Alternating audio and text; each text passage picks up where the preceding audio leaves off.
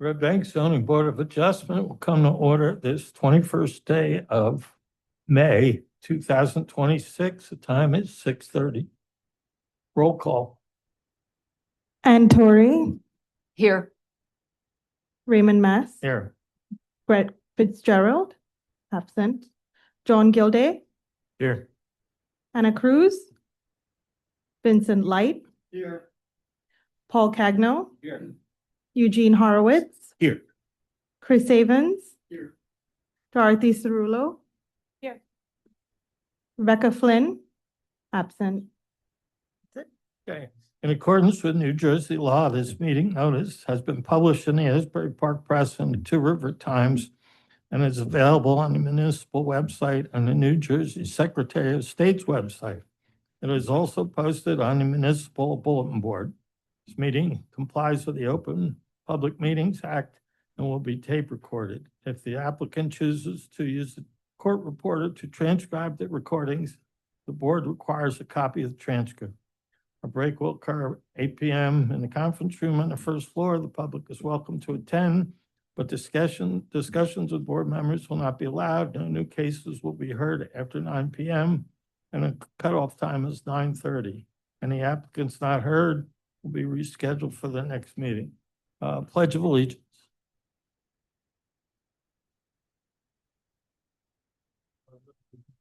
Flag, the United States of America, and to the republic which stands one nation under God, indivisible, liberty and justice for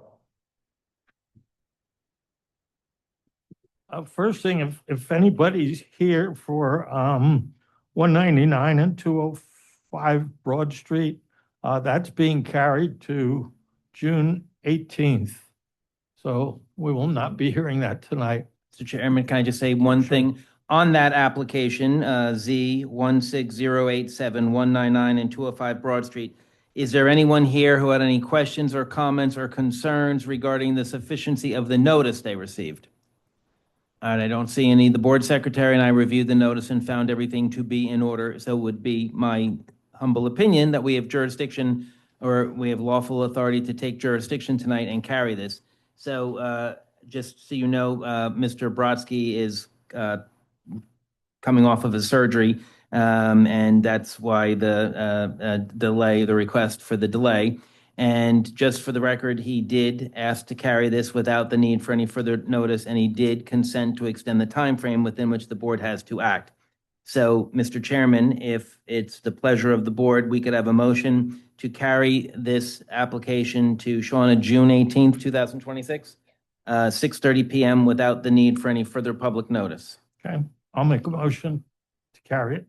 I'll second. You can do an all in favor on that one if you want. Yeah, just all in favor. All in favor? Aye. And just any opposed? None. Okay, we have some administrative matters to take care of. We have meeting minutes, approval of meeting minutes for April 16th, 2026. Anybody make a motion to approve that? I will. Make.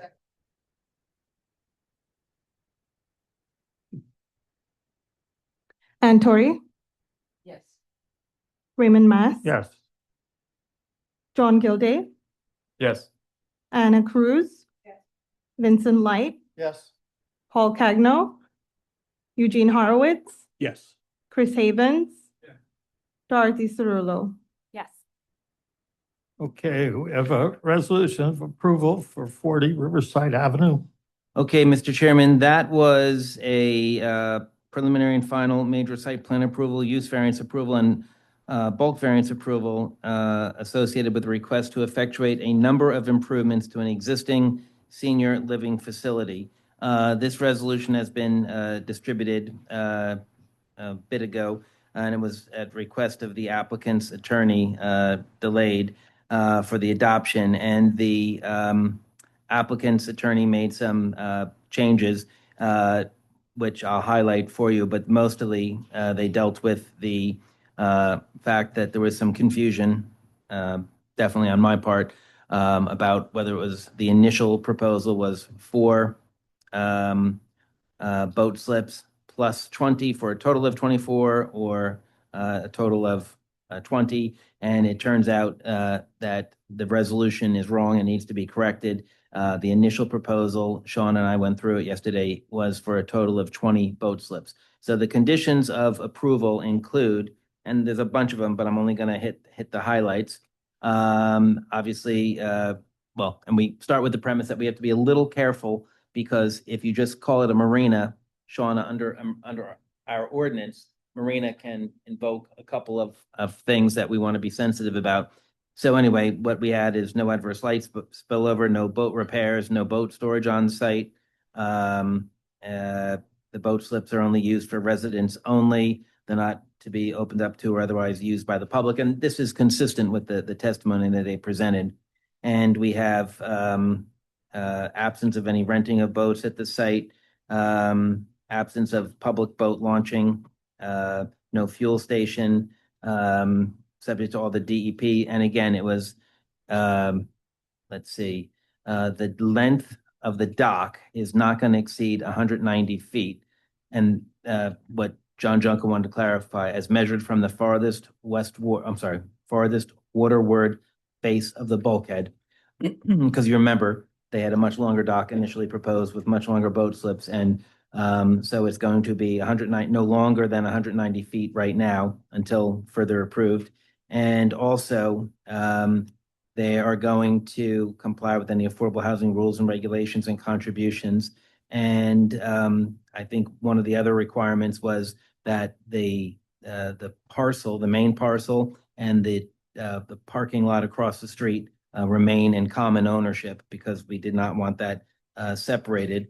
And basically, we're reducing it from the 20 boat slips down to 8.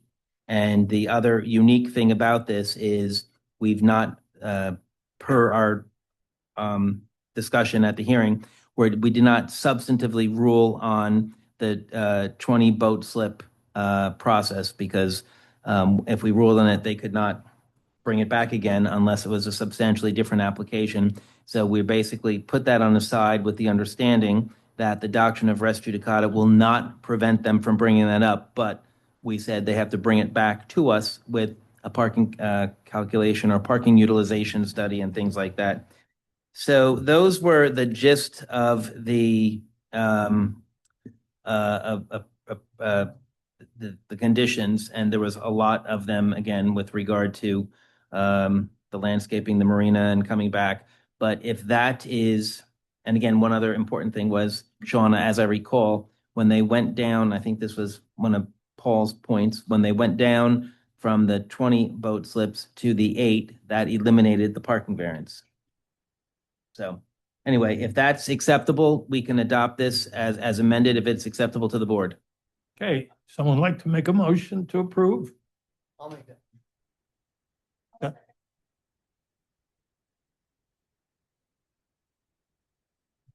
And Tori, I wasn't here.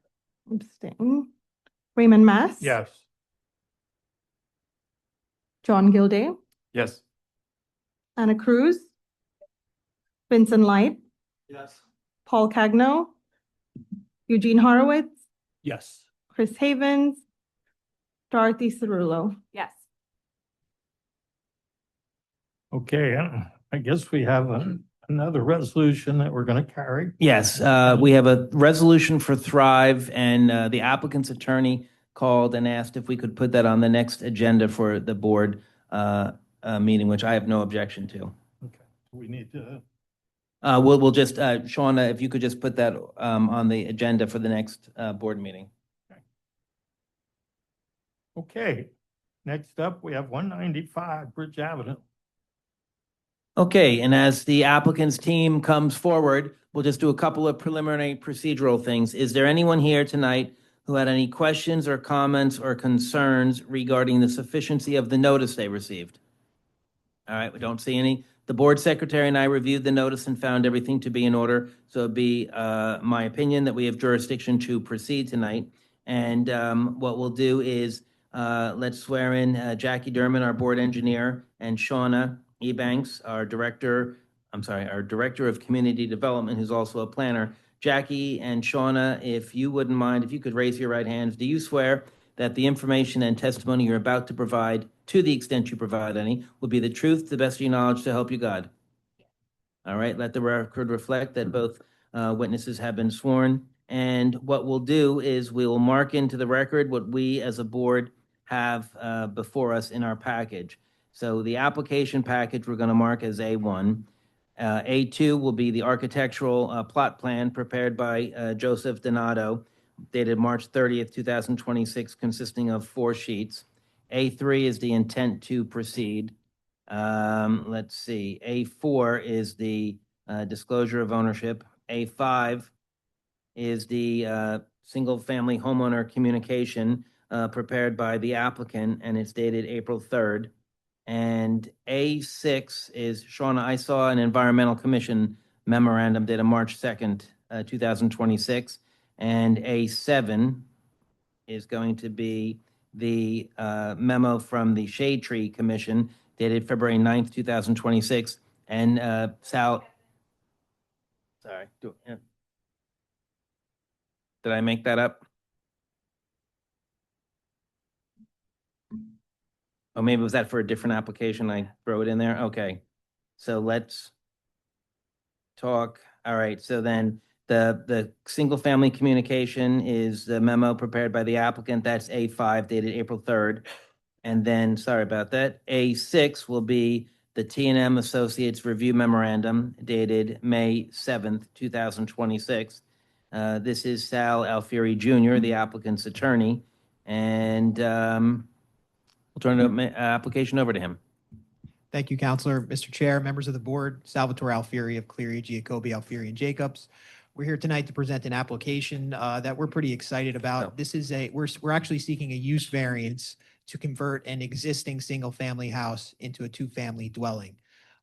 Just for the board's benefit, the plan tonight was to start off with some architectural testimony. Our architect has indicated he's a little behind schedule. He's caught in some traffic. He's coming up from North Jersey. So what we've decided to do is we have the applicant here. She's going to provide some testimony to give an overview of her vision for the project, what if the board is so inclined to grant the relief, what it might look like.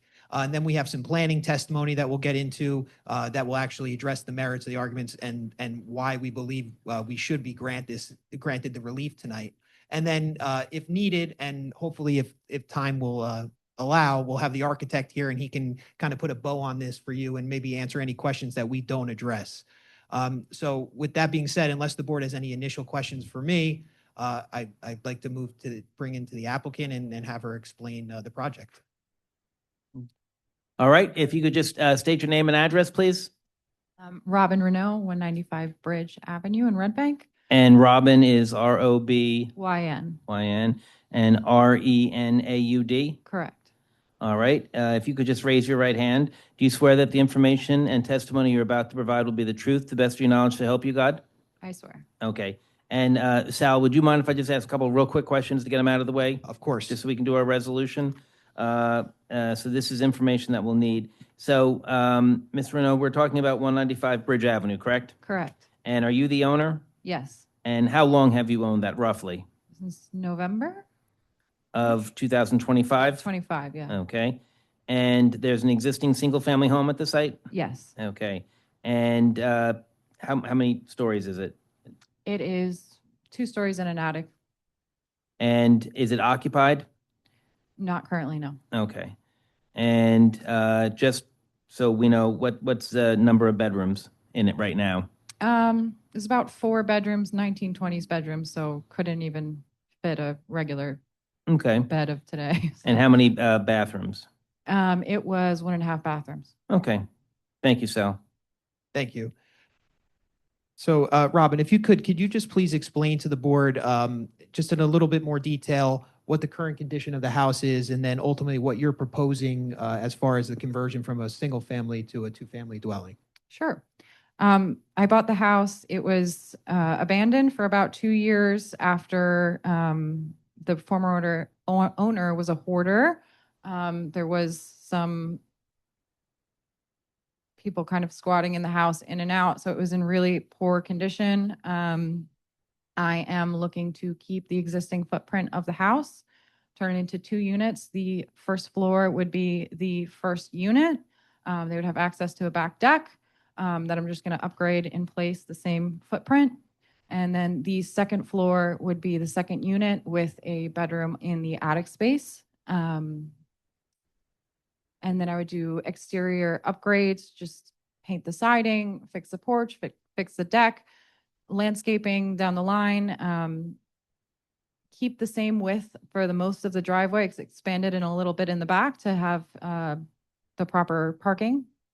And yeah, that's pretty much it. And The- just, if I could, just one more, just to cut to the end. If you got the approval, so there'd be an upstairs unit and a downstairs unit? Yeah, That's what you're proposing. And upstairs unit would have how many bedrooms 2 bedrooms, and how many bathrooms? 1.5. And would there be any dedicated parking spaces for that unit or? Yeah, I mean, I haven't decided. I just wanted making the Okay. space, the spaces for it, but All right, and then the Okay. downstairs unit would be how many bedrooms 1 bedroom, and how many bathrooms? 1 or 1.5. Thank Yeah. you. Thank you. And there's a, there's an existing garage on site, right? A dilapidated Yes. garage. Can you explain to the board what the plan is with that? Yeah, there's a large tree kind of going through it right now, but I will be upgrading it in place. And so basically you would be demolishing and Yes, rebuilding and rebuilding. and within the existing footprint Yes. of the detached garage? Yes. Okay, thank you. So a couple of things I just wanted to get into to address some of the comments in the review letter. And I believe you alluded to it, but I just want to confirm for the board. As far as the deck that you had mentioned, that's going to stay within the existing footprint. You're not looking to expand that? Correct. Okay. And can you also confirm that the attic itself and the bedroom there will not be a separate dwelling? It'll be a two? No. It'll be part of the second floor? No, it'll just be a bedroom and a half bath or full bath and an egress window from the bedroom, but not a full unit. Okay, and there's a. So I'm sorry, so the attic is part of the upstairs unit? It's part of the upstairs unit, correct, Thank you. which I will be living in. And How many just, square feet for each of the apartments? I'll, so our architect actually just walked in, so I'll tell you what, I have just 1 or 2 more questions for her, and then we'll go right to the architect, and we can address some of the more technical questions you may have, if Got it. that pleases the board.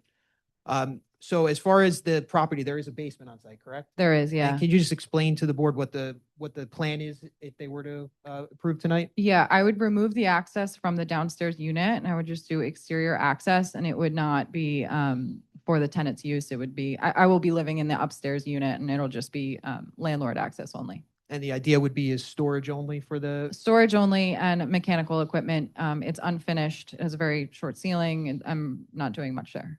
I'm and sorry, so storage only for the The attic? landlord. No, for the basement. For the basement? Yeah. Got it. And as far as the 2 units, the plan is to have separate meters servicing both units? Yes, for all utilities. Okay. All right, that's all I have for you. And we'll move on to the architect. Okay, thank Unless the you. board has any questions for the Any applicant. questions from the board? Are you you're planning to live in one of the units? Yes, Is that correct? Yes, the And rent upstairs out the unit, other? the 2-bedroom, yeah.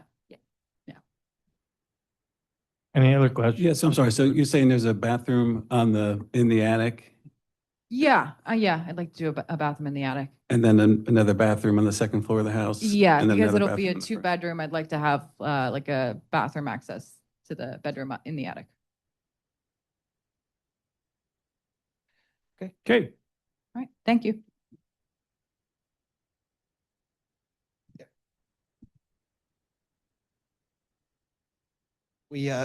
If you could just please introduce yourself and put your credentials on for the board. Sure. My name is Joseph Donato, D-O-N-A-T-O.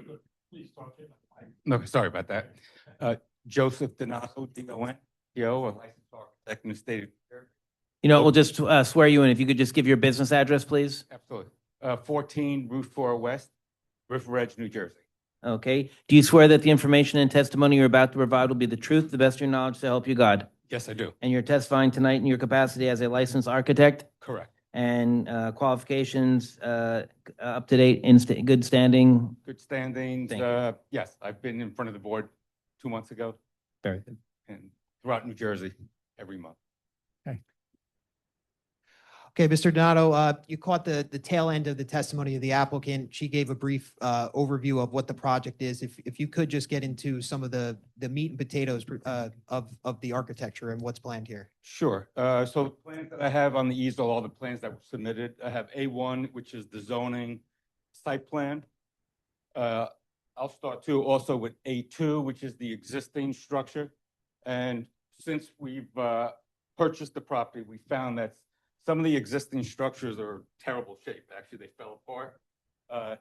Any repair or replacement that we're going to do due to the rotted structure will match the dimensions of what we're proposing. But we have the existing structure is a 2.5 story farm style traditional building. There is an existing basement, which has access currently from the outside and the first floor apartment. The first floor apartment has a covered porch, a living room, dining room, kitchen, and a laundry room, and then has access to the basement. The top floor has 4 bedrooms and 1 bath. So basically the envelope of the structure, the look of it, we want to keep, just bring it up to date to today's standards. That was sheet A2 with the existing conditions. Then I have A3, which is the proposed conditions that we want to do. So I know we were talking about the existing basement. The existing basement will stay as is. We're not enlarging the basement. The access from the first floor will be removed. There's a door on the side currently that has access to the basement. That will be only for the owner who. I'm sorry, so say it again, the access, which access is going to be removed? So inside, within the unit, on the first floor, there's a set of stairs that go to the basement. That will be closed off because the first floor will be rented to a tenant. The following, the second floor and the attic where the owner intends to live will have access to the basement from an existing door on the left side of the building on the driveway side. That's the only access to the basement where it will be strictly storage and utilities for both apartments. But again, only access for the owner who has the second floor. So the proposal is, so I just want to touch really quick. The existing structure is a 4-bedroom unit, 2 floors, 1 family, existing 4 bedrooms. What we're proposing is the first floor will be the rental unit, the tenant. That will be a 1-bedroom. It will have access door from the porch. There'll be a little vestibule, and they have their own entrance to a living room, bedroom, 1 bathroom, and a kitchen dining off the back. And there'll be a deck. Currently, the deck that was there, again, was in bad shape. They just took it down. We will rebuild the deck at 8 by 11 feet, 9 inches, as noted on the plan. So that's the first floor. There will be, the entire structure will be rehabbed as far as fire ratings between the 2 units, smoke detectors, upgraded electric. I think we touched on separate utilities for each unit also. So that's the first floor. And we go to the second floor. That I'm will- sorry, what was the square footage of the first Oh, floor? I'm sorry. So the first floor is 807 square feet. And that doesn't include the covered deck in the front, and it doesn't include the deck in the back. That's just livable space for the rental unit. So as we go to the second floor, it's the exact same footprint that we follow up. This is where the owner intends to occupy and live. So the second floor, when you come on the first floor, there's a little vestibule. They'll have a set of stairs that go up. And we enter the unit. It will be a living room, kitchen dining, a bathroom, and 1 bedroom on the second floor. Then we'll have access to an attic, which will be a habitable attic. However, we will follow the rule of the 1/3, the floor below, so it's not a story. And in the attic, so the second floor is an additional 807 square feet. The attic will only use 1/3 the floor below, so it doesn't become a 3-story. We're not asking for 3 stories. We want to keep that 2.5-story look, traditional farm style look. So the habitable space permitted is 268 square feet, and we're at roughly 265. So we're just below that threshold of the 1/3. But what we're proposing in the attic is just one additional bedroom and a bathroom. So in total, the tenant apartment is 1 bedroom. The owner's apartment will be 2 bedrooms. So from the existing structure that was 4 bedrooms, we're proposing 3. Even though it's a 2-family, 2 separate units, it's 3 bedrooms total. This is just the look of the outside. Our intentions is to really keep the shape of it. We're not expanding, additions to the front, rear, or side. We want to keep the structure the way it is. I believe there's a lot of work already been done cutting the trees down, just trying to expose the structure, which we did, and we found out that it needs a lot of work. So the look would be all new siding, new roofing, new windows. And so I had the front elevation and I have a side elevation. The side elevation, you could see the door that's there now. That has access to the basement. We're going to keep that for the owner, that access to the basement. I can touch on the site plan just to go over as far as what variances we're asking for. Obviously, the use is the major portion here. We want to take that 1-family and turn it into a 2-family. The existing lot, which is 50 by 150, remains. There's an existing garage in the back that's just already fallen down, and we want to rebuild that to a 484 square foot garage, 1-story. The existing structure, the way it's located on the property, is I got the lot. So it's where 30 feet is required for a front yard. We're at 19 feet to the porch. That's going to remain existing. Again, the structure stays. We're not expanding the structure itself. There is an existing non-conforming on the right side where 10 feet is required. That little on the floor plan is 6.5 feet away from the property line. Again, we want to keep that, but it's an existing non-conforming structure, and it will just maintain that way. The left side, where 10 feet is required, that's the driveway side. We have 17.1. Again, that stays. So as the building is perceived, walking and driving along the street, we're not changing the width of it or the depth of the structure. The rear yard, where 25 feet is required, we have 88.5. So there's a large portion of the yard will stay as is. The height of the building is not going to change. We're 2.5 feet, 35 feet is required. We're going to stay at 2.5 stories, existing at 29 feet, 4 inches. So we're not enlarging the width, we're not enlarging the depth or the height. So then we have lot coverage where 40% is required.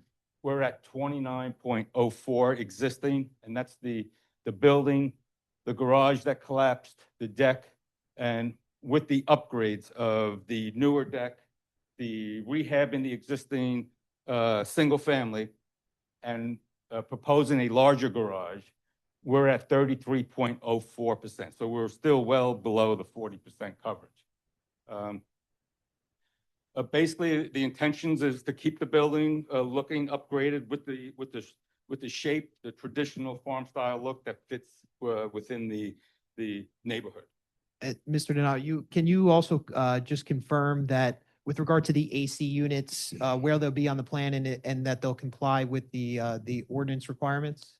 Sure, yeah. We have to be 10 feet away, so we could place them in the back of the property, so they're not projecting into the side yard. And will comply with the ordinance requirements? Absolutely Okay. correct. And then the other thing is that there's a existing fence that in areas is coming out. Can you confirm that that's just going to be replaced in kind in compliance with the ordinance as well? Absolutely. Whatever is in need of replacement, we'll replace it in accordance to the town requirement. And then a final question for you from my perspective is the parking. How many on-site parking is contemplated with this project? So we're proposing a total of two inside, because we're rebuilding the one-car garage that's really basically fallen.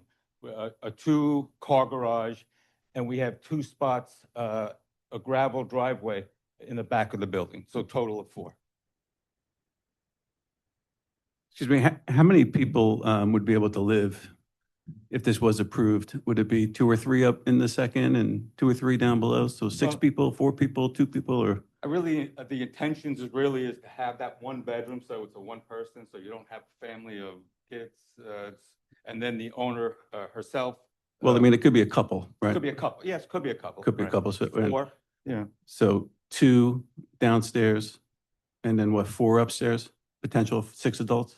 Well, there's two bedrooms, three to four, potentially. So potentially 5 or 6 people with vehicles? Yes. If, So, Well, for the time being, right? So if you sell it, if you renovate it, make it two-family, sell it, right? And then someone buys it, right? There could be 6 adults that potentially live there that require parking. Is that not an issue or no?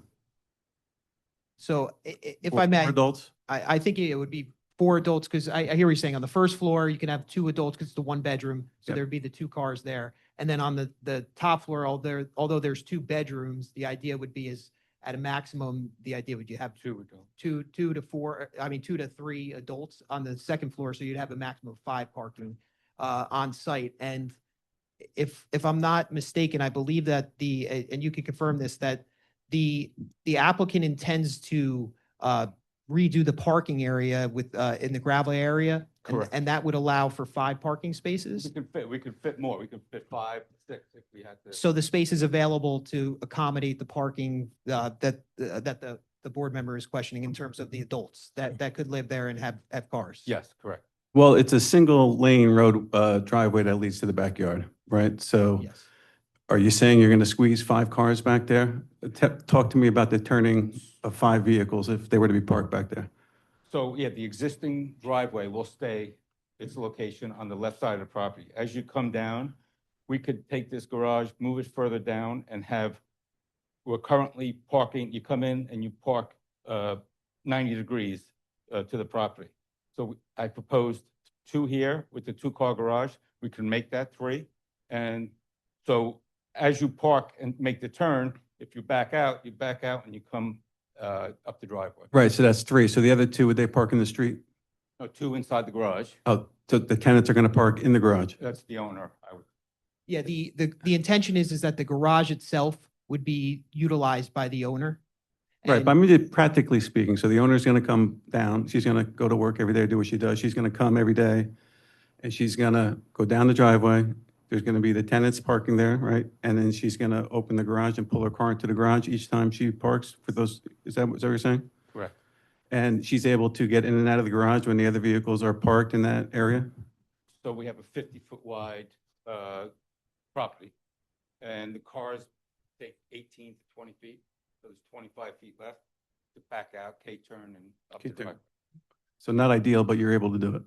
Yeah, in a worst case scenario that's being contemplated with the number of adults, it does have the space to accommodate the Right. parking. Practically speaking, I imagine they'll be parking in the street. Is that a fair comment or no? That's not the intention. The intention is to keep the parking on site. Obviously, and I understand the comment is, how do you police that? But ultimately, what the applicant's intention is to keep all parking on site, not to utilize the street parking. Mr. Donato, as far as architecturals, could you just explain the ingress egress for the 2 units? How the residents would get in and out of the house?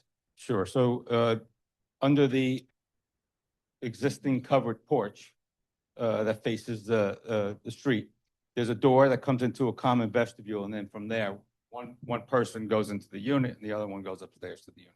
So it's a common vestibule in the front with 2 separate entrances.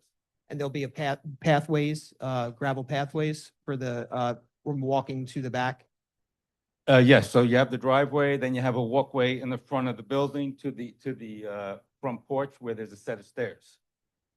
So while they have a common door, again, fire ratings will come to play with, should this get approved with the building department, there's fire ratings smoke detectors that will separate the units. And you're prepared to address all the technical comments in terms of the plans that are raised in the review letter? Sure, yes. Question, you have a rendering of the garage, what it looks like? We do not, no. It'll be a one-story garage, no room above it, no, meeting the height requirement of the town, no variances. And it will not be a dwelling unit? It will not be any dwelling, no habitable space, just a two-car garage. Okay, any questions for the board for, Yes, you had mentioned that you might move the garage back. Is that, If the board feels that we need additional spots, the idea really is a one-bedroom apartment as a tenant and two bedrooms for the owner. If the intention is to try to get more parking, yes, we can move that back, and whether we do two now and see how it works, but at least we have the space to turn around, a better access. And if it winds up being that we do need that space, maybe we can at least add, so we can push that further back. I had another question going back. Robin had mentioned that each apartment was going to have 1.5 baths. And you referred to the 2 floors as having 2 baths. Are they full baths or are they half bath? One So, and a half. okay, the first floor tenant will have 1 full bath. No. I'm sorry, one full bath for the bedroom and a half bath for, Okay. so 1.5 for the tenant. Okay. And then the second floor will have 2 full baths, a full bath for the first floor and the full bath for the room in the attic. So it'd Okay. be So 3.5. 2 full baths. Okay. Does the, using the attic as living space, does it trigger, and I don't know the answer to this, does it trigger the requirement of a fire escape? Yeah, because I know there is on Wallace Street, there is an attic apartment that has been there for a while that's close to the commercial area. And she has a fire escape that has steps in order for the person to get to the attic apartment. It's actually a 3-family.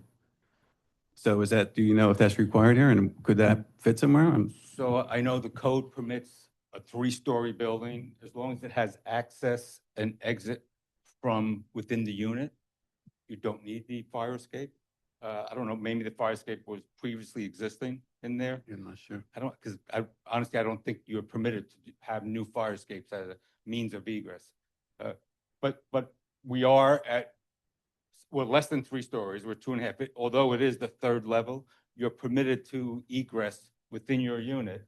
And by the time you get that 1 story, you are in an enclosed fire-rated exit to the 1st floor. And we will have smoke detectors, alarms that are interconnected. Only comment was I agree with Ray. I kind of wish I had a drawing to see the garage and the parking and I could visualize these turning movements and these in and outs with tenants leaving and moving. And yeah, so I kind of wish I could see that personally. and actually where you're gonna put it, not, well, we could put it here, we could put it there. I'd like to see where you're putting it.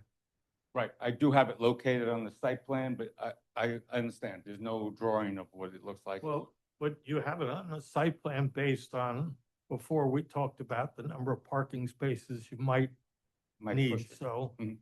we'd like to know exactly where you put it. If you could just, at least for now, can you just explain in terms of where it is set back into the property and just to give it the technical specifications of that?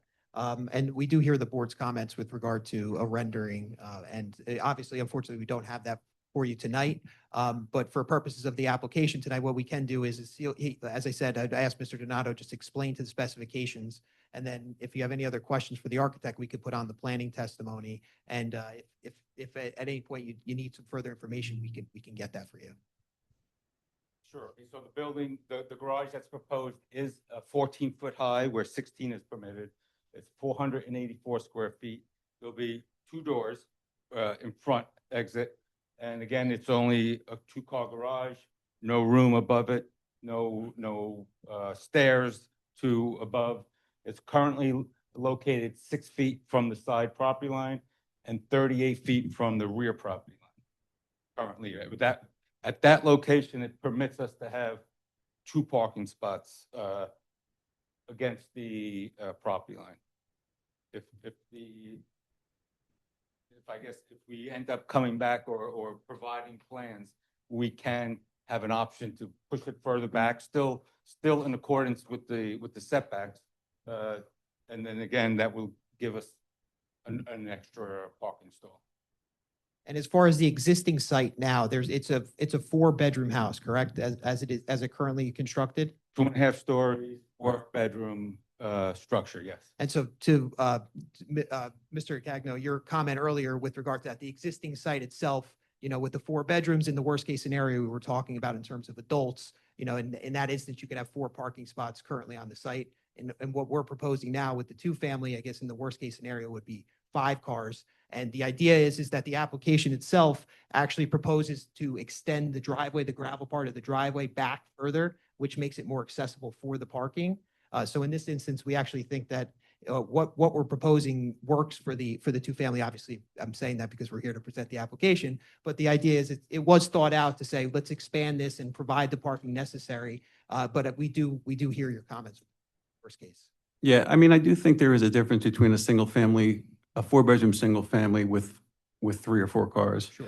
Than 2 different groups of people who have 4 separate cars, because I do think that there is an issue there with when you're not dealing with your brother or your mother or your father, and you're dealing with people maybe you don't know who are in and out of the driveway, and you're parked here and know you're in my spot and things like that. And I think at the end of the day, they wind up parking in the street personally. Understood. I think we can if we do push the garage back, either if it is an additional spot or better turning radius for both so they don't bother each other, I think will be a good concept to have. Okay, any other questions from the board? I have a Yes, question for Shauna, maybe.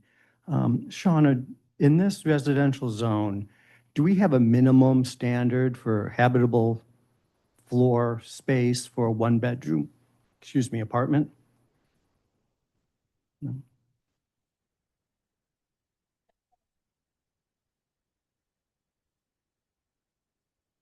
That's why it's not permitted, because it's a single family zone. So there isn't a requirement, because it only permits single family. That's why they're here, because it's a 2-family. So the zone, it's silent on the unit size. Okay. In the areas that we permit, like 2-family houses, do we have a minimum for habitable floor space? I can check. Thank you. Did your letter say that it was required at least 700 square feet, or am I thinking of something else?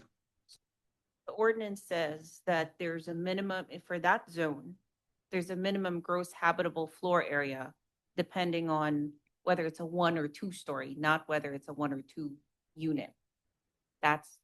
So if it's 2 story, it's 1,000 square feet with at least 700 square feet of ground floor area. But it's not dependent on the unit, depending on number of stories. Yeah. It's a little different from what you're asking. So Shauna is correct.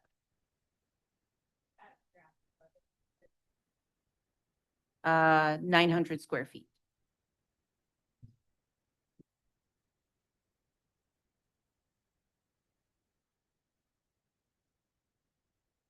So for example, the, what zone is this? The RB2,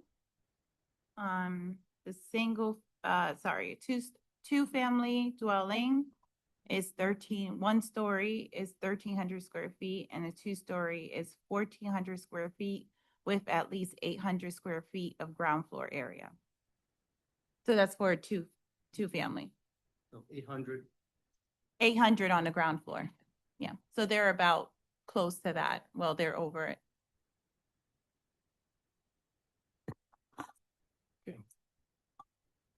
I go on, just clarification on the size of the garage. You mentioned 484 square foot. Correct. Is that the same footprint as the current garage? No, the current garage is a 1 car. And So it's larger. it's larger, yes. But we're still under the permitted coverage, lot coverage. Okay. And I apologize, Mr. Horowitz. I think I misspoke earlier. I said that it was in the same footprint. I Yeah, apologize. it's okay. I wasn't sure. I understand the house is the same footprint, but the garage you're proposing is larger. Correct. Okay, Yes. thank you. What is behind, the house? Is this a cedar crossing, the cedar crossing behind it? Yeah, the land How drops close- as you go. What's the requirement for the garage distance from there and 8 feet? And what is it going, We have proposed 38 feet. 38 feet from the That's lot? why if So if you have to push it we back. do have room. If you have to push it back. Yes. Gotcha. I would just caution that you still have you have to balance that with lot coverage, right? Correct. To drive more dry as we push it, even if it's 10 feet, additional coverage. Right, Yes. right. Yeah. And it might be substantial enough where you might need a seepage pit or something for the additional impervious Which, surface. if that's the case, we're currently, as far as lot coverage, we're at 40% is required. Even with the garage as is, we're at 33%. So 10 more feet, I still believe would be under. On the lot coverage, does that include the expansion of the driveway? Yes. It's not really relevant to the decision what the condition of the house was in, but I was in the house when the shell was for sale. And it's the second worst house on the west side after the Poco 90 Bank Street house. That was really something. And though it is a beautiful blue and it's now under demolition, but it was really arguably the worst full-size house on Bridge Avenue, which had fallen a long way from its magnificent in the past. Okay. Yeah, Any other questions for this witness? One more clarification. You said that the garage will not have water or No gas, water, no alcohol. but it will have electricity for For a garage door opener, yes. tied into the second floor service? Meter, yes, because there'll be two separate meters.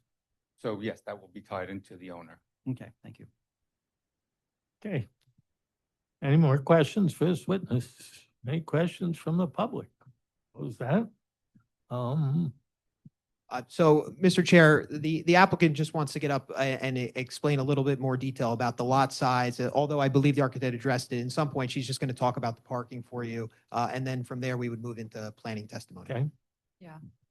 It might be hard to see here, but it is a very large lot. There's a lot of room in the back. I'm really confident that we can accommodate whatever we need and we can make adjustments. And when I first moved to Red Bank, I lived in a duplex, similar situation, much smaller lot, no garage, 4 cars in the garage, kind of 5, but didn't really work. But I feel like we can do better than that. And I'm happy to accommodate whatever's needed. I don't want people parking in the street. I do think it is 2-hour parking only over there anyways. But regardless, I wouldn't want that. Unless anybody has any questions for the applicant, we'll move into planning testimony. Any questions? Okay. Yeah, a question. If this application is approved, when do you expect to start the renovations? I have my drawings ready. As soon as I get permits, I would like to get started. Yeah, I am bunking with my parents for the meantime, so I'm in a rush too.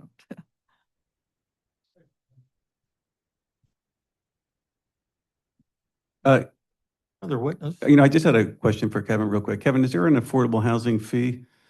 Right? You convert a single family to a 2-family? No? No? Okay. Next, we have Kristen Shepard, who's going to provide some planning testimony in support of this application.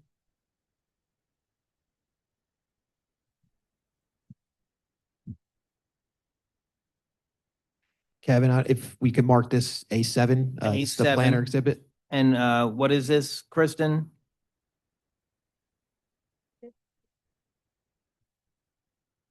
No problem.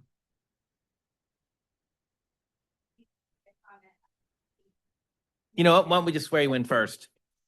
No problem. So you're Kristen Shepherd, and Kristen is CR, correct?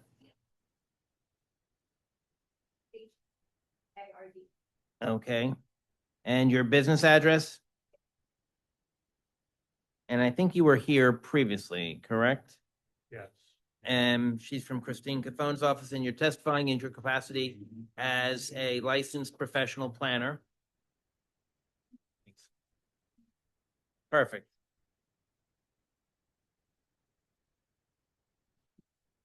Thank you.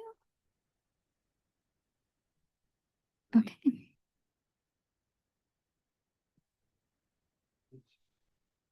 Yes. So Kristen, Oh, you know without, what? I'm sorry. I think, thank you, Mr. Chairman. Do you swear that the information and testimony you're about to provide will be the truth, the best of your knowledge, to help you God? I do. Thank you. okay, Kristen, if you could just, give us, your take on the project and the testimony and support from a planning perspective? Of course, yes. As I was saying before I was sworn in, Mr. Havens made a comment about the condition of the house. I actually believe from a planning perspective, the condition of the home being upgraded is absolutely imperative in considering the municipal land use law purposes that are being advanced here, in particular purpose I, visual appearance. So I will get to that in a moment. So as you all know, the applicant is here with a D1 use variance relief request because multifamily, two-family home that's being proposed tonight is not a permitted use in the RB zone. So there are a couple, as was already put on the record, there are a couple pre-existing nonconformities that are not being exacerbated by this application. So really what we're looking at from a planning perspective is just the D1 use variance relief. So when we look at the D1 from a planning point of view, we have to look at the special reasons. And in this case, for D1, that is the particular site suitability of the home to accommodate the proposed use. So the home is on a larger lot. It already exhibits the scale, size, massing, visual appearance of a single family home, and that will remain. So I believe that by adding a modest additional dwelling unit in here is not going to change the overall aesthetic of the house and how the home operates. And we're really looking at an adaptive reuse of an existing structure, and that is contemplated in the master plan. I will get to that a little bit later, but we're not looking at any overdevelopment here. This is really adaptive reuse at its best here. And in this current zone, in this actual location from the site, there are a number of different multi-family units, as well as some of the condominiums. The River Street condos and the brownstones at Red Bank are within walking distance and right behind the site. So it's Those are in different zones though, right? I apologize. They are adjacent zones, transition zones. I apologize. I misspoke, but they are within the walking distance of the site. So the site really surrounding is surrounded by a number of type of uses. So I believe that the site suitability is adequate for this proposed use. So moving into the positive criteria for the municipal land use law. So we have to look at advancing some purposes of the municipal land use law. And I mentioned purpose I, so I will draw your attention to the exhibit. As I mentioned, this is existing conditions exhibit that just depicts the state of the home as it was. You'll see from the photos, it really is in disrepair. It is definitely in need of rehabilitation. And as was put on the record by the architect and the owner, there are some plans to rehabilitate the home and bring it up to a more aesthetic, code compliant in particular of importance, to really match the aesthetic of the street and to have some consistency of character with the surrounding homes in the area. I also believe that purpose J from the municipal land use law is promoted as well with this application. So that's looking at conservation of resources and preventing urban sprawl. So we're here with this application, we are encouraging reinvestment in the aging housing stock, and that is consistent with the master plan goals as well. And we're supporting sustainable land use by reinvesting in that developed area already, as opposed to going outward with expansion of additional homes. So I believe the positive criteria in that case has been satisfied. So moving to the negative criteria, we start with a two-prong analysis, the first prong being substantial detriment to public good. So the building is remaining residential in use. It is maintaining its appearance and scale. It includes substantial renovations to the exterior and site improvements, which I think are going to bring it up to the aesthetic matching of the corridor around it. And then there are no existing conformities, nonconformities that are being intensified, as I already mentioned. And the site parking is going to be adequate, as based on the discussions previously, the applicant is willing to work with the board to ensure that the parking is deemed deemed appropriate for the type of proposed use we're proposing here. And the garage, again, is not going to be an additional living space. And then the second prong of the negative criteria is no impairment to the zone plan. So Bridge Avenue does contain a number of homes that were originally built as single family that are now legal multifamily homes. It's actually within 0.1 miles north. There are 67% of the homes are 2-family, 3-family homes that legally. Sorry, just say that again. Within one? Within 0.1 miles north, it's 67%, according to the Open Public Record Search. And so 67% of the homes are 2-3-family homes, legal. And they maintain their single-family home character. Right, but when were they designated two families? What, was that pre-2023 master plan or post? The dates are all over the place. Some are pre and some are post. Most are pre. Yeah, I don't have any dates in particular for the search, but it went as far back as 7 years that I could find up to last year. Right. The master plan was 2023, right? Correct. And in my opinion, it was the deliberate plan. And I want to read this to you. Page 133. And it's in regard to what you want to do here with the 2-family, converting a single family. The primary objective of this land use category is to preserve and retain the detached single-family residential context of these areas, right? I mean, that's what the master plan says. Correct. A deliberate statement from 2023, right? So how exactly, what's so unique about this property? To me, it looks like every other single-family property. So what's so unique that we should somewhat degrade the purpose of the master plan that was just enacted a couple of years ago? So if you read further into that section on page 133. I can read it, actually. Yeah, it It says, says, however, it is noted that within these zoning districts, there are existing buildings with up to 4 units. These units, which are generally within structures that resemble single-family homes, provide a unique and relatively affordable housing type within predominantly single-family neighborhoods and should be preserved.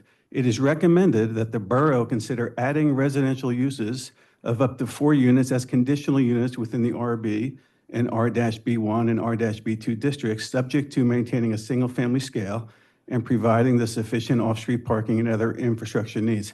Now, to me, that says that the borough, it's saying, the master plan is telling the borough, you have these in there. If you need to amend the zoning ordinance, if you want to do this, they haven't done that. So what you're basically asking us to do is to spot zone, right? And when you spot zone, we are degrading the master plan. We are eroding single-family area.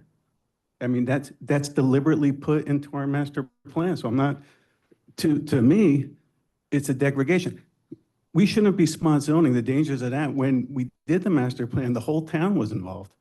People were involved. It was a lengthy process. When the master plan was passed in 2023, there was input from the town, input from the residents. That's not what's happening here. You're asking us to spot zone here, right? And the master plan was not only deliberate with respect to this single-family area, but also the peripheral of Red Bank. The density, according to the master plan and the intent of the master plan, was to have this density in the commercial districts. That's why we're doing this whole big train development. And we're trying to revitalize these industrial zones. The single-family area, the peripheral, the master plan says we need to preserve these things. So to me, we're spot zoning here, if it gets passed. If I may, just in terms of the master plan, it also encourages reinvestment in older housing. And here's a situation where, I mean, look at the pictures. Well, I mean, you can make a single-family house, you still got to do the same work. It Paul, to me you're is nothing. interrupting. You interrupted. Let me finish, please. here's a situation where we use the word hoarding, it's a mess in terms of police. We're looking at improving. I'm focused on the word improving, which exactly aligns with what the master plan says. It's a different perspective, both valid. I just want to point that out. I'd like to also add that, I understand what Paul's saying. And if the purpose of the master plan is to make people convert these houses on Bridge Avenue strictly to single-family homes, then maybe that is an issue, if that's the intent to do that. But the problem is on Bridge Avenue, these were virtually rooming houses, some of the houses. This was the best street, one of the best streets on the west side that became the most dense and the most divided and the most dilapidated of larger houses. And the problem with it is these are big houses on big lots. So the economics of turning wrecks, I think the shell went for 400, 500,000. The top shell prices on the west side have been on Bridge Avenue, 500 for a shell, 500 for a shell, which is an average sale price just several years ago of a finished house. The economics of it, this makes the economics work for her because you can rent this unit and the area is already substantially two-family. But I understand what you're saying, Paul. You would want to make people do one families if you could. But the trouble is with big houses like Maple and Broad, where we let them all turn into offices, because otherwise they'd be torn down, the big houses would have been all torn down. This is a way to preserve the big houses. Yeah, but you know what? I understand what you're saying, but the master plan was a deliberate plan. So your issue shouldn't be with the zoning board or the plan. The issue, you could go to council and tell them you need to amend this because you think that this area deserves to be more dense and these single families should be pushed out and the neighborhood should be degraded and turned into two-family homes. But the master plan in 2003 was quite deliberate. We're supposed to be preserving these single-family houses. That's just a fact. Yeah, it's true. I just think it was a mistake to say that in the master plan for Bridge Avenue. It's just not existing. And this town is full of two-family houses. Yeah, I mean, they specifically say it on page 133, that we should consider that. But the borough hasn't, the council has not. Council hasn't moved on that. No, the rezoning has been budgeted, but it's an enormous thing to do. Enormous. It's going to take a couple of years. Yeah, and if I may, I know as I read the master plan, of course, all applications rise and fall on their own merits. We're looking at this application tonight. I think the reinvestment into this property, as was mentioned on page 95 of the master plan, to look at reinvestment in older buildings for unnecessary demolition. That coupled with the fact that the master plan does contemplate this area as having additional units within it, maintaining the residential scale with those conditions. I believe we're looking at that exact type of context-sensitive residential redevelopment from a planning perspective. And if I may, I can just continue on with finishing my proofs here. It actually flows right into the Medici reconciliation of omission, which is part of the D1 use variance. So Medici requires us to look at why was this use omitted from permitted uses in the zone. And as we've mentioned and we've had conversations about before, I don't really look at it as an intentional omission. It's just that the Bridge Avenue already maintains this kind of mixed density residential character, and it's just not currently fully reflected in the zone plans or the ordinance or anything like that. It just needs to kind of take its time to be adopted into it. So it's not an intentional omission. It's just that the plan hasn't matched that what is existing today. So in my professional opinion, I believe that the variance relief can be granted without substantial detriment to public good or adverse impact to the zone plan or the master plan. And that concludes my direct testimony. Any questions from the board for this witness? Okay. Any questions from the public for this witness?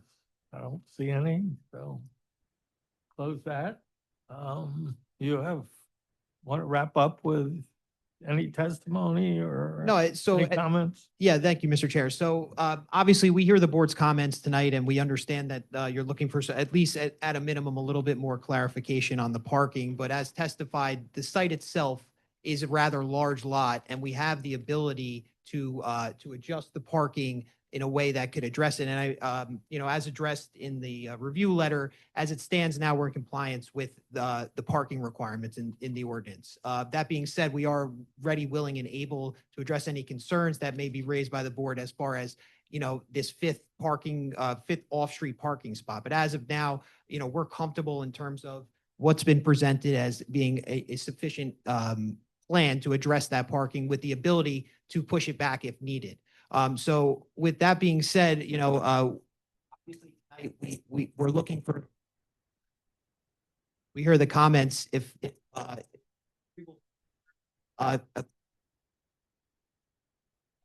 an idea and a second with my client to discuss before we decide if we were to turn this to a vote. That would be greatly appreciated. Okay. Any comments from the board on this application? No, kind of a bit of a question, I guess, for Ms. Reynaud. No one is here tonight from the community, or maybe there is. I don't know. The gentleman in black, I don't know. I thought that was the first. Have you heard anything from your neighbors on the project? Mind you speaking to the mic? I've heard a lot from my neighbors. They're very happy to see it get me there. I'm there every weekend. I'm working there myself. I've got a lot of commentary. I mean, even my neighbor next door is lovely. She is an elderly woman, and the invasive species that's all in the backyard that I am ripping up, she's fighting it off every day. People come by, they say they walk on the other side of the street when they pass this house. There has definitely been people who were accustomed to, the former owner would have a lot of the town's homeless come by and stay, and they want to continue to do that. People are unhappy with the state of it. There was a dilapidated Jeep in the street for at least 2 years since he passed, another truck in the driveway. I want to, and I've met someone from the Historical Preservation Society out front, a bunch of people. We have spoke about how I want to keep its history, keep it 1920s, keep the front porch. I mean, it's a great lot. A developer could do a lot with it, but I want to keep it as is and just upgrade it and make it work. And yeah, so I've only heard good things about me being there so far. That's all I have to say. I had a question for Jackie, just to follow up on something Paul said. I had the same reading about the, what was it, thank you, affordable housing fee. I thought it was in your comments, and I'm trying to find it now. And so my question was just for my own edification, why does this application not subject to that fee? It was something about if you're creating new units, then it would apply, I thought. Does the D1 variance trigger a 6% development fee on additional unit under section 205-19? Well, I don't think it was a 6%. I think for D1, it's 1.5. Okay. All right, thank you. And if I could just jump in, regardless of the answer that we get tonight on that issue, if the application is approved, we typically impose the condition that the applicant has to comply with the prevailing affordable housing rules, regulations, contributions, and directives. So whatever it is, but that's not the answer, but I don't know what the answer is, but they will have to comply with whatever the requirement is. Well, regardless of the answer, that satisfies me. That's what I was looking for, is some kind of confirmation of that. Thank you. And we would stipulate to paying any fee that's necessary and required by law. Yeah, the only other thing I would like to say is that I understand the condition of the property is terrible. Obviously, I appreciate that. But if you maintained it as a single family, you'd have to do work to fix it, just like you're doing as a two-family. And I'd also like to direct your attention to the homes on Elm Street that have notoriously long, large lots like they are on Bridge Avenue. They're some of the most valuable properties in Red Bank, quite frankly. So in terms of a unique characteristic of this lot to convert for a D1 variance, there is no special characteristic that this lot, this is a single-family lot that we see all around Red Bank, and some of the most valuable streets in Red Bank, i.e. Elm, have this lot. So there is no hardship, detriment, or anything for us not to approve this, because it's an incredibly valuable lot, single family. Whether or not you recognize that, I'm sure you do, because you're looking to convert to a two-fam. But the condition of the properties should not move us terribly, because it has to be fixed. Whoever buys this house has to be fixed. That's why the price was what it was. So that's all I wanted to comment about that. And congratulations on the purchase of the house, whether it gets approved or not. But it's a great lot and a great single family, in my opinion. Just speak into the mic, please. I intend to fix it up. If it were to be sold to a single family home developer, would they keep it? Would they demolish it and make something modern? That's not my intention. That's all I can have to say on that. Yeah, these two, just because it's fun talking about this stuff, Paul and I talk about stuff like this offline, not about the business of the zoning, but these very issues. But my answer really is that, yes, if the lots on Elm Place or on another place where you have a super deep lot surrounded by $1 million houses, you're going to build a single family house. On a street like Bridge, with the history of Bridge and even the current condition of Bridge, which is a lot of very small houses south of this, and a lot of substantial divided houses and multiple dwellings and a 20-unit condo coming, the economics of spending over $1 million on a property on this street has led this applicant to a two-family.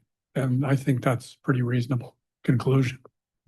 And we need the units as well, since the last 3 years has been the tightest apartment supply in the history of Monmouth County. Chris, I just can't get past this. That But it does violate the master mistake that plan was deliberate in this, though. This is a single family area, so we should not be spot zoning parcel by parcel by parcel. The town should be inputted, the residents should be inputted, not on 200 feet notices, on input. And that's what the master plan was. This is a single family area. Yeah, and I think they made a mistake designating Okay. it such, but it does Then not we should change be your at the point. council. Your point is still correct. Your point is still correct. So as far as our presentation goes, that is our conclusion for the presentation tonight. Before the board were to take any action or not, I just request just 2 minutes to caucus with my clients, and then if that would be okay with the chair of the Yeah, board. Thank you. Fine. Take a little recess.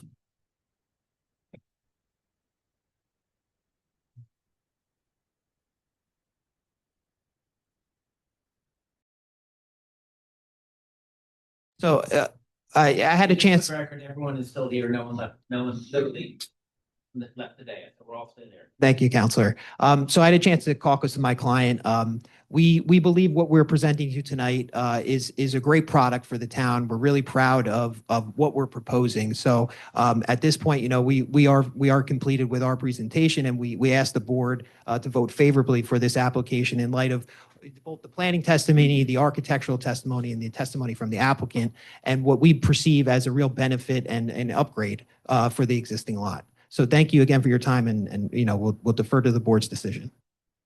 I just want to clarify, yes, there was a misspoke. I did misspeak on the fee, and that's because the ordinance actually recently changed to cause for there to be, when it's a D variance, there to be a fee, that's a developer's fee that's associated with that, and that's because of the Fair Housing Act that just recently passed with the mandatory ordinance.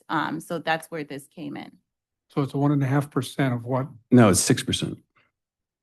Oh, 6%. 6% of assessed value. So on something like this, if it's assessed at 500, it could be another 25,000.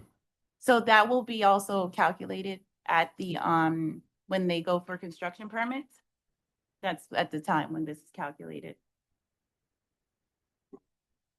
And the applicant is prepared to pay the either 20, if it is $25,000 to $30,000, the applicant's prepared to do that? Yeah, we will comply with any requirement.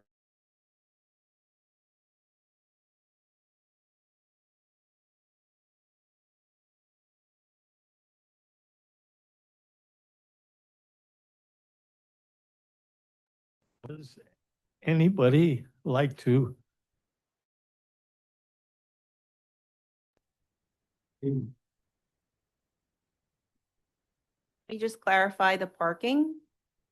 Because you're voting on something that they're going to revise. So in case you vote yes to it, I need to enforce what I think you guys want to see, correct? So I just want to clarify, are we saying that there should be 5 parking spaces, 2 in the garage and 3? Is that what you're asking for? In my opinion, I don't know. Shawnee, should I stop?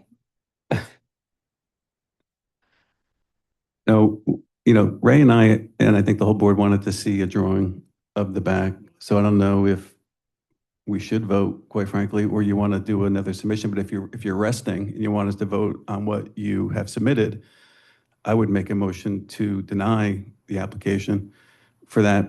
Number one for me, well, as a side point would be because we don't have the drawings. But as the main point would be is that it's the master plan for me. It's a single family area. For all the reasons I discussed, I don't have to pound my fist on the table about it. But it's just void of the master plan that was very deliberate in 2023, very deliberate. So I would make a motion to deny it. If he wants to come back and do that, but that's not going to sway me. This is a single family area designated 3 years ago in the master plan. And us going parcel by parcel by parcel and saying, hey, there's so many of these around, but that was way back when. We shouldn't be spot zoning. We are taking the community out of the decision of what Red Bank is going to look like by spot zoning single-family areas. That's what we're doing. We're removing the public. So to me, that's not right, and I think the application should be not approved. Concerning the parking specifically that you asked about, Jackie, could we clarify how many? There were 2 concerns, right? There was that I heard. One was, is there sufficient number of spaces off street? And the other one was, is there sufficient space for the cars to maneuver around such that the 2 units wouldn't block each other in? My concern was specifically with the latter, the having space to maneuver around. And so, but I was a bit confused on, does the applicant think that there's enough room for 2 or 3 cars to move around? And the concern was that there's not enough room for 5, or was it that there's just not enough room to do the K-turn today? I think all those questions can be answered by revised plans and turning templates. I think so too. You can't really figure that out now, and you can't determine whether it triggers a variance for your lot coverage. Yes. So you would have to revise the plans to comply with what you guys are asking, unless they're saying we're not going to provide that information. Yeah, I think an ideal revised plan that I would like to see is one that shows the space to maneuver the cars from the 2 units around so that there's not negative consequence on street parking in the area, but not one that accommodates so many vehicles that we now have a lot coverage problem, right?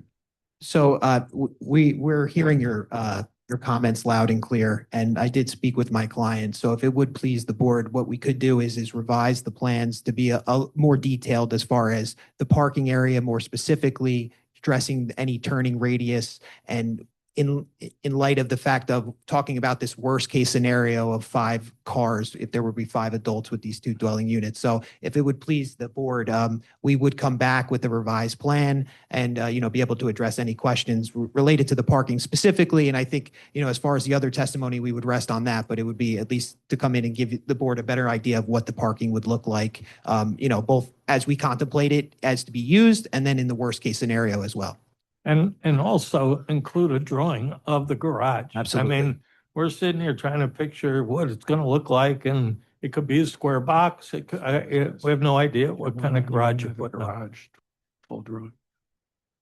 Yes. For future, any of your people that you deal with, they should always provide pictures of what The building's gonna look like. Understood. So we get some idea. Thank you for your comments, Mr. Chair. So, Family for the Mr. Kennedy? Could I also ask if you are revising the plans, that your engineer take a look at our comments and update the plans to try to comply with the comments? So for example, we questioned, well, are you gonna replace the sidewalk? What material is it? What material is the driveway? There's certain questions that we asked. And I know you're gonna comply with it, but if you're already revising the plans, maybe you could just try to address some of the comments. Understood. Thank you. All right. Now I know. I know there was a motion and it wasn't seconded yet, and there's sort of now.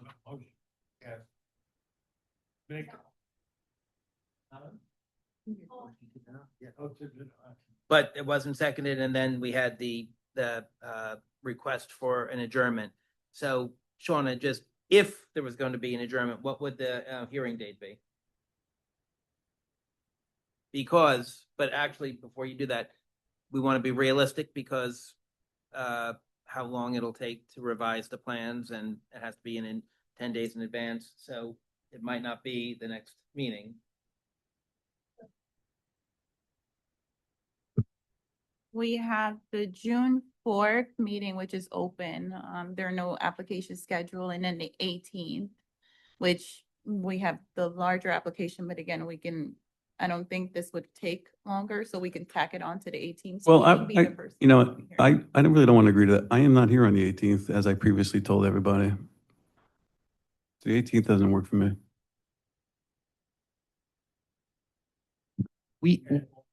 Does anybody else have a comment there? Oh, and instead of having them go back and revise the plan, if we're not gonna approve Yeah. this, it doesn't make a lot of sense. Yes, I would like to see a revised plan, definitely.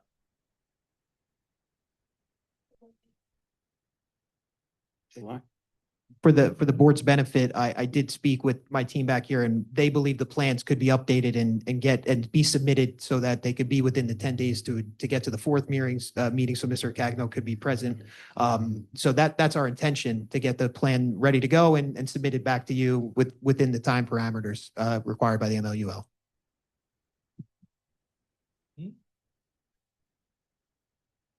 All right, so then we will need, excuse me, a motion to carry this application to June 4th, 2026, 6:30 PM. I'm assuming you're asking without any further public notice required. Yes, Counselor. And just for the record, do you, on behalf of your client, consent to extend the time frame within which the board has to act on the matter? Yes. All right, so Mr. Chairman, if that's the pleasure of the board, we can have a motion to carry to June 4th, 2026. I'll make that motion to carry. I'll second. Ann Torrey, Yes. Raymond Mack. Yes. John Gilday, Yes. Anna Cruz, Yes. Vincent Light, Yes. Paul Cagno, Eugene Horowitz, Yes. Chris Havens, Yes. Dorothy Cerullo. Yes. Okay. Thank you.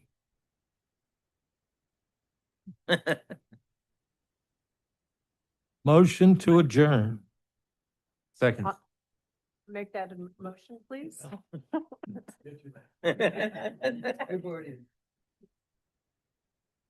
Oh,